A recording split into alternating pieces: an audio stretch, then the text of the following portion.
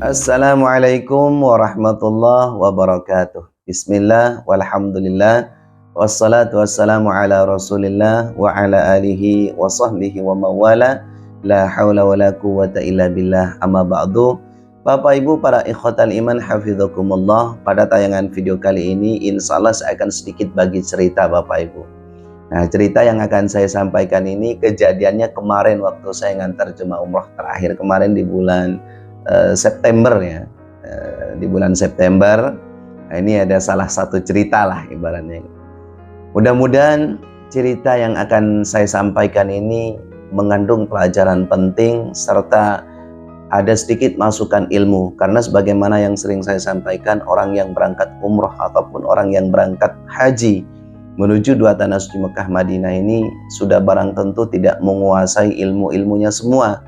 Ada kadang yang memang alim, ada kadang yang memang sudah menguasai ilmunya, ada kadang juga yang hanya ikut-ikutan, bahkan ada juga yang sama sekali tidak menguasai ilmunya, sama sekali nol, mulai dari ilmu manasik, fikih manasik, dan apa saja yang dilarang oleh Allah Subhanahu wa Ta'ala ketika berada di dua tanah suci Mekah Madinah. Sehingga melalui konten kali ini, insya Allah cerita yang akan saya sampaikan ini mengandung satu pelajaran penting dan sekaligus menjadi salah satu nasihat bagi para calon jemaah umroh ataupun para calon jemaah haji ya. Terutama ini kan sekarang lagi musim-musim lagi musim umroh ya, lagi maraknya musim umroh sekarang. Jadi saya peruntukkan dulu untuk jemaah umroh, karena di samping kita melakukan rutinitas selama berada di dua tanah suci Mekah Madinah, satu contoh sholat 5 waktu di Masjid Nabawi, sholat 5 waktu di Masjidil Haram, kemudian ibadah intinya yaitu ibadah pokoknya yaitu ibadah umroh. Selain itu kita kan harus tahu apa saja yang dilarang oleh Allah ya, selain kita melakukan apa yang diperintah oleh Allah. Nah, seperti itu. Sehingga sekali lagi mohon betul-betul diperhatikan. Baik, ceritanya begini. Nah, ini kronologinya dulu ya. Jadi kemarin itu Bapak Ibu ada salah satu jemaah laki-laki ini bisik-bisik ke saya, Ustadz, nah ini waktu saya melakukan ziarah ke Padang Arafah, Ustadz, apa boleh saya membawa pasir dari Arafah? Karena kata tetangga saya kalau membawa pasirnya atau tanahnya dari sini, nanti saya bisa sampai ke sini lagi, kemudian keluarga-keluarga saya bisa sampai ke sini lagi, seperti itu. Kemudian intinya saya larang lah ya, saya larang, kemudian saya jelasin. Baik, terkait dengan pertanyaan si Bapak ini, Bapak Ibu, melalui konten kali ini insya Allah saya akan memberikan nasihat yang sangat penting bagi para calon jemaah umroh sekali lagi ataupun bagi para calon jemaah haji. Nah, saya akan membahas masalah tanah haram dulu.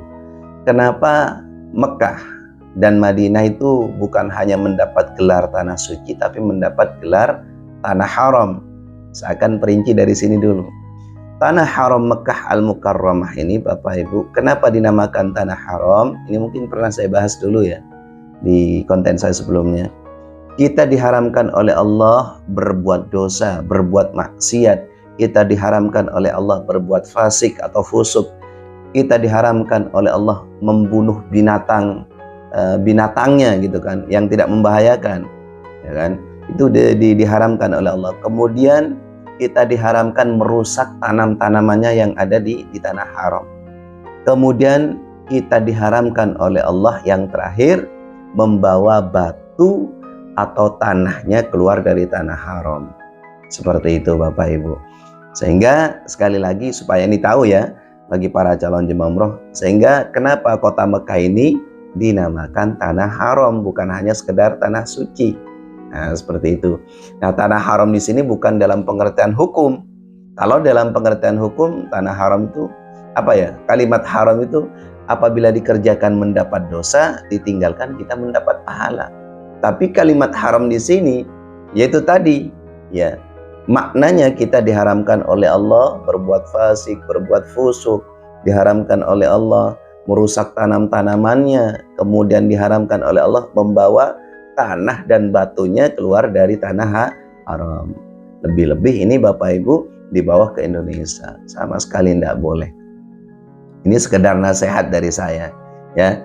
Ini nasihat yang pertama, tidak boleh membawa tanahnya, sekali lagi, tanah haram atau pasirnya, kemudian kerikilnya.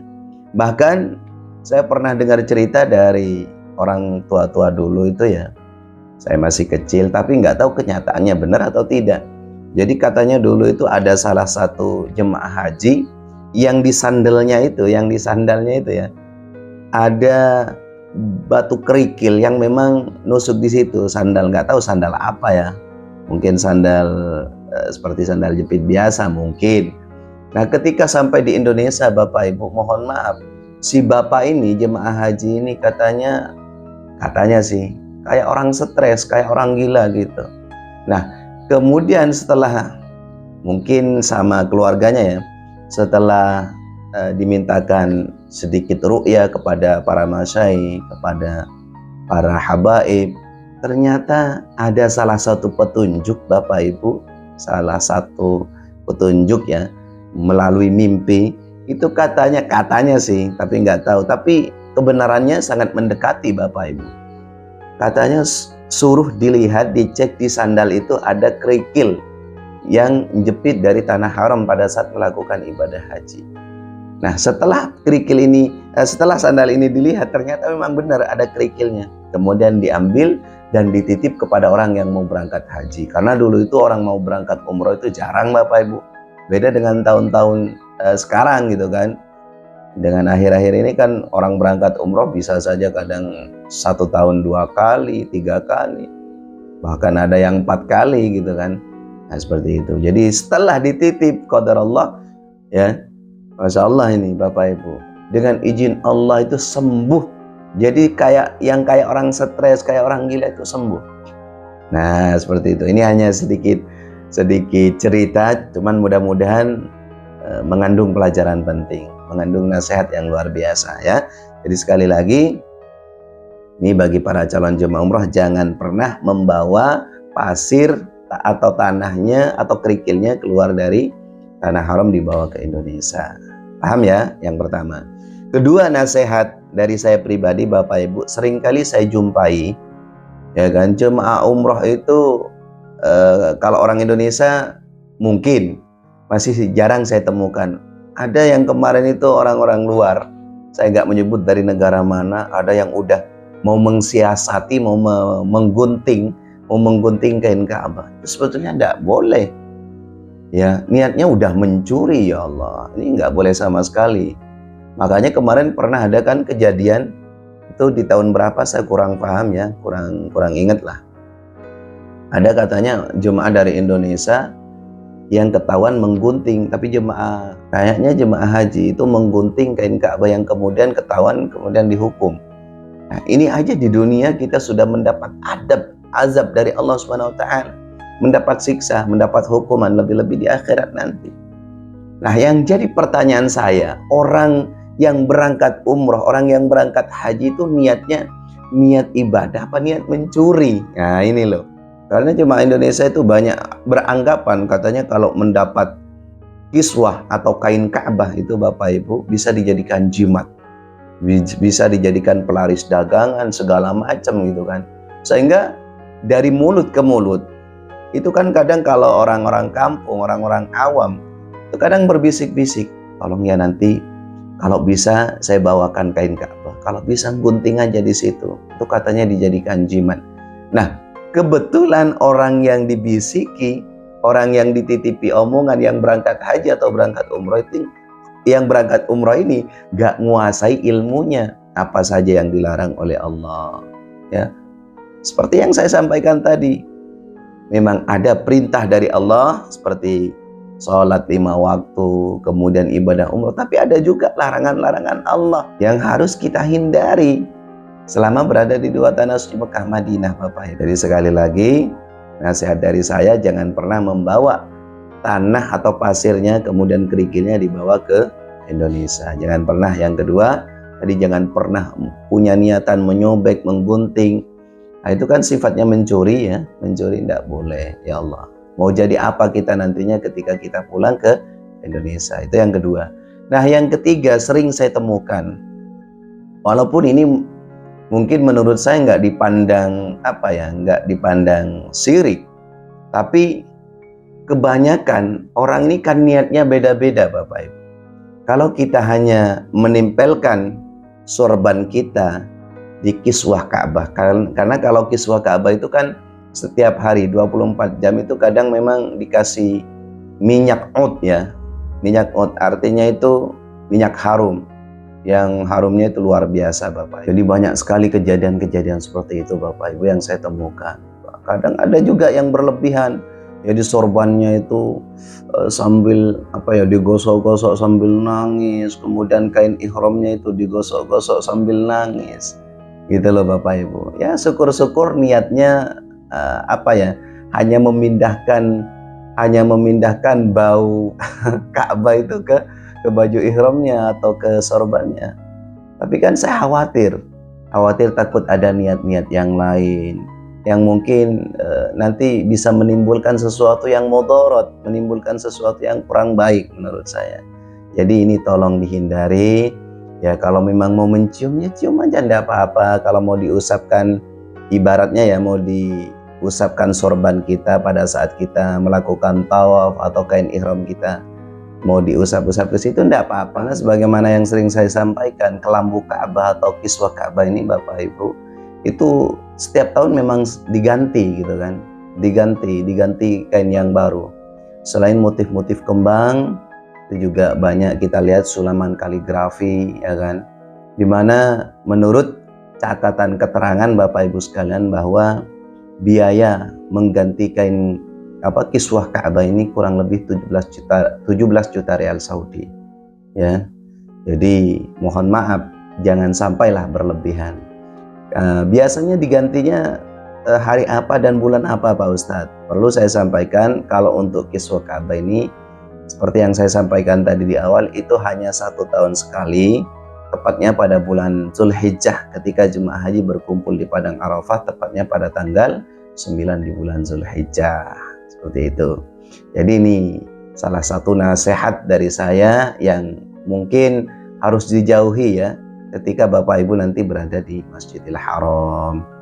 Nah, kemudian ada lagi nih, saya temukan ada jemaah umroh yang kadang mohon maaf mencium-cium kurung makom Ibrahim. Ya Allah, dicium-cium gitu kan, diusap-usap sambil nangis, memeluk. Ya Allah, ini menurut saya tidak ada anjuran dari Rasulullah Shallallahu Alaihi Wasallam. Jadi kalau mau nangis-nangis itu sebaiknya di tempat-tempat mustajabah. Satu di di Multazam, kedua di Hijr Ismail. Multazam itu antara sudut Hajarul Aswad dan pintu Ka'bah. Itu tempat yang paling mustajab. Nangis gak apa-apa. Panjatkan doa kita, hajat-hajat kita, insya Allah akan diijabah oleh Allah.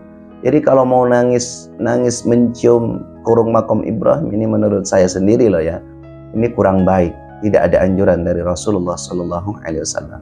Jadi nasihat ini tolong diingat, jangan pernah, yang pertama, jangan pernah membawa tanahnya atau pasirnya, bahkan kerikilnya atau batunya ke Indonesia. Yang kedua, jangan pernah itu tadi kita menyobek atau menggunting kain Ka'bah. Dan yang ketiga, jangan berlebihan mengusap-usap, mengusap-usap ke sorban atau kain ihram ke kelambu Ka'bah itu Bapak Ibu. Dan yang terakhir itu tadi nasihat dari saya, jangan pernah mencium-cium kurung makom Ibrahim sampai nangis-nangis dan segala macam ya, takutnya menjadi sesuatu yang kurang baik.